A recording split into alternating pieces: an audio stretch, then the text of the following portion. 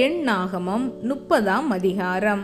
மோசே இஸ்ரவேல் புத்திரருடைய கோத்திரங்களின் தலைவரை நோக்கி கர்த்தர் கட்டளையிடுவது என்னவென்றால், ஒருவன் கர்த்தருக்கு யாதொரு பொருத்தனை பண்ணினாலும் அல்லது யாதொரு காரியத்தை செய்யும்படி ஆணையிட்டு தன் ஆத்துமாவை நிபந்தனைக்குட்படுத்தி கொண்டாலும் அவன் சொல் தவறாமல் தன் வாயிலிருந்து புறப்பட்ட வாக்கின்படியெல்லாம் செய்ய கடவன்.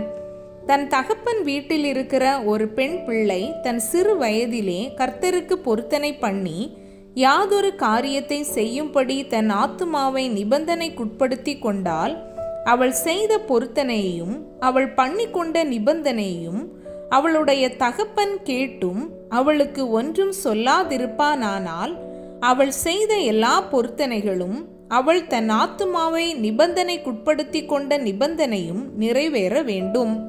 அவள் செய்த பொருத்தனைகளையும் அவள் செய்யும்படி தன் ஆத்துமாவை நிபந்தனைக்குட்படுத்தின நிபந்தனையையும் அவளுடைய தகப்பன் கேட்கிற நாளில் அவன் வேண்டும் என்று தடுத்தால் அது நிறைவேற வேண்டியதில்லை.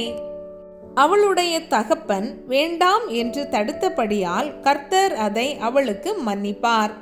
அவள் பொருத்தனை பண்ணும் போதும் தன் உதடுகளை திறந்து தன் ஆத்துமாவை நிபந்தனைக்குட்படுத்தி கொள்ளும் போதும் அவளுக்கு புருஷன் இருந்தால், அப்பொழுது அவளுடைய புருஷன் அதை கேட்டிருந்தும் அதை கேள்விப்படுகிற நாளில் அவளுக்கு ஒன்றும் சொல்லாதிருந்தால், அவளுடைய பொருத்தனைகளும் அவள் தன் ஆத்துமாவை நிபந்தனைக்குட்படுத்தின நிபந்தனையும் நிறைவேற வேண்டும்.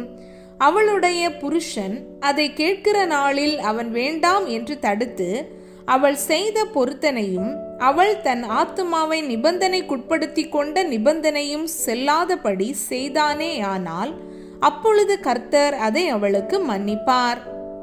ஒரு விதவையாவது தள்ளப்பட்டு போன ஒரு ஸ்திரீயாவது தன் ஆத்துமாவை எந்த நிபந்தனைக்குட்படுத்தி கொள்ளுகிறாளோ அந்த நிபந்தனை நிறைவேற வேண்டும்.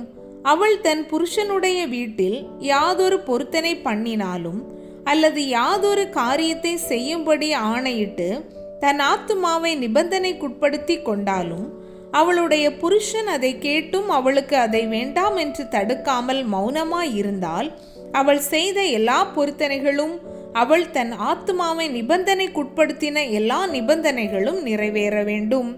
அவளுடைய புருஷன் அவைகளை கேட்ட நாளில் அவைகளை செல்லாதபடி பண்ணினால், அப்பொழுது அவள் செய்த பொருத்தனைகளும் அவள் தன் ஆத்துமாவையுட்படுத்தின நிபந்தனையை குறித்து அவள் வாயிலிருந்து புறப்பட்டதொன்றும் நிறைவேற வேண்டியதில்லை.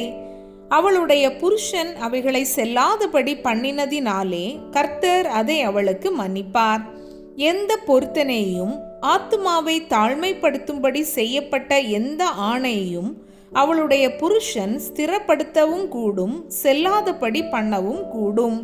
அவளுடைய புருஷன் ஒரு நாளும் அவளுக்கு ஒன்றும் சொல்லாதிருந்தானாகில், அவன் அவளுடைய எல்லா பொருத்தனைகளையும் அவள் பேரில் இருக்கிற அவளுடைய எல்லா நிபந்தனைகளையும் ஸ்திரப்படுத்துகிறான். அவன் அதை கேட்ட நாளிலே அவளுக்கு ஒன்றும் சொல்லாமற் போனதினால் அவைகளை ஸ்திரப்படுத்துகிறான். அவன் அவைகளை கேட்ட பின்பு செல்லாதபடி பண்ணினால் அவளுடைய அக்கிரமத்தை அவன் சுமப்பான் என்றார். புருஷனையும் ஸ்திரீயையும் தகப்பனையும் தகப்பனுடைய வீட்டில் சிறு வயதில் இருக்கிற அவன் குமாரத்தியையும் குறித்து கர்த்தர் மோசேக்கு விதித்த கட்டளைகள் இவைகளே.